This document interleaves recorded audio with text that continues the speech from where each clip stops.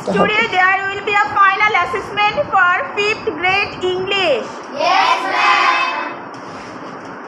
How is everyone's preparation? Very good. Okay. Very good.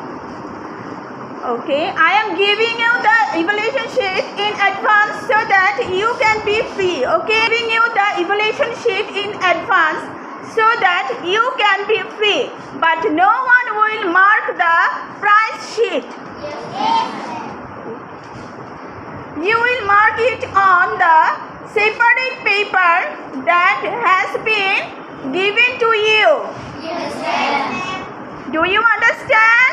Yes, ma'am. Okay, very good. Everyone show me your sheet. Yes, ma'am. Okay, very good. আজ শিশুমঙ্গল সরকারি প্রাথমিক বিদ্যালয়ে অনুষ্ঠিত হয়ে গেল students assessment 2025 class 5 English up to April 2025।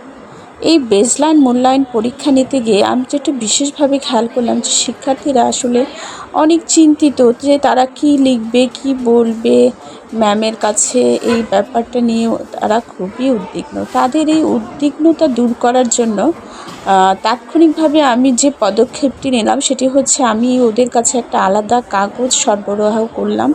সেই সাথে যে দক্ষতা নির্ণয়ের জন্য যে টুলস প্রণয়ন করা হয়েছিল সেটি তাদের হাতে দিয়ে একটু দেখতে বলেছিলাম যেন তারা সহজ হয়ে যায় এবং মনে মনে একটা প্রিপারেশন নিতে পারে যে আসলে তারা কি করবে। পরবর্তীতে তারা সেটা আবার আমাকে ব্যাক করেছে। যেহেতু অনেক লেখার ব্যাপার আছে তো ওরা মনে মনে একটা প্রিপারেশন নিয়েছে। তো যাই হোক, পরবর্তীতে তারা প্রত্যেকেই আলাদা আলাদাভাবে আমাকে মৌখিক এবং লিখিতভাবে তাদের দক্ষতা যাচাইয়ের সুযোগ দিয়েছিল।